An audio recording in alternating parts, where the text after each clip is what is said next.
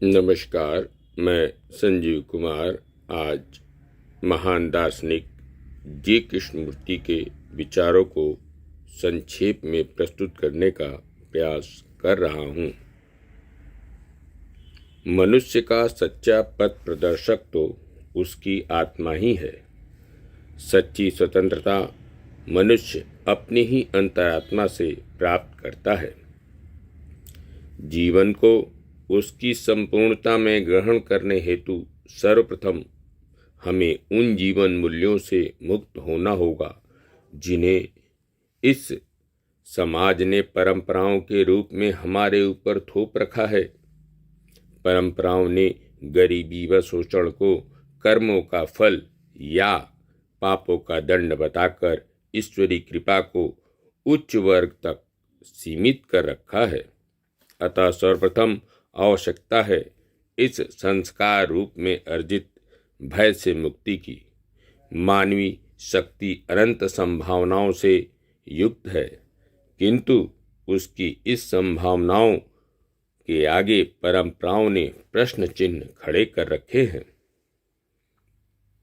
भय एक ऐसा भीषण रोग है जिसके होते जीवन वृक्ष हरा भरा रह ही नहीं सकता। भय समस्त मानवीय संभावनाओं को छीण कर देता है और जीवन एक बोझ बनकर रह जाता है। यदि जीवन को सार्थक बनाना है तो भय का निदान एवं निराकरण आवश्यक है। भय मिथ्या कल्पना है। भय कोई विवशता नहीं, अबोधता है। जीवन के हर क्षण को मनुष्य स्वयं अपने प्रयासों से सुंदर बना सकता है। आत्मविश्वास से धैर्य उत्पन्न होता है जो मनुष्य का सच्चा साथी है। सत्य के अतिरिक्त परम सत्य तक पहुंचने का कोई अन्य मार्ग नहीं है। व्यक्ति की प्रबुद्धता ही उसका वास्तविक निर्देशक है। गुरु अथवा संगठन का निर्देशक अनावश्यक है, क्योंकि एक दिव्य उपस्थिति हम सब में विद्यमान है। पवित्र हृदय की गहराइयों में ही वह अनुभूत हो सकता है। संपूर्ण में समाहित उस दिव्य सत्ता का अनुभव एक शुद्ध व सरल जीवन के माध्यम से ही हो सकता है। मनुष्य जो जीवन को एक अर्थ प्रदान करने के लिए लक्ष्य का निर्माण कर लेते हैं, किंतु ऐसा करना स्वयं को जीवन से वंचित करना है। अस्तित्व व जीवन को परे एक ऐसी सार्थकता भी विद्यमान है जो उसका परम लक्ष्य है। यही सोचकर मनुष्य कल्पनाओं के जाल में जाल बुनने लगता है। अंततः वही जाल उसके जीवन निर्देशक भी बन जाते हैं। मुक्ति का अर्थ संसार त्याग नहीं, वरन जीवन संघर्षों से जूझना तथा अंततः संसार को सही अर्थों में जान लेना है।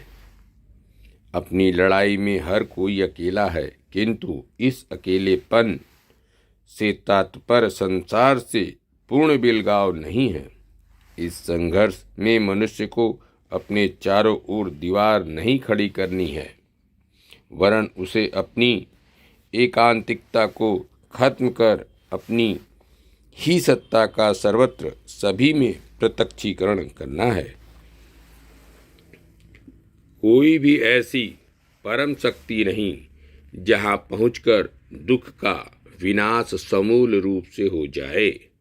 दुख का अंत दुखों को समझाने की प्रक्रिया के साथ ही होता है।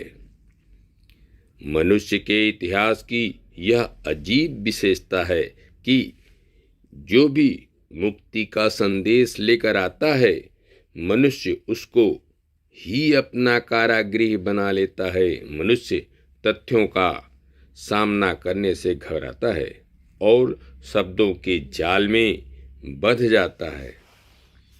ध्यान आत्मज्ञान का सशक्त उपाय है।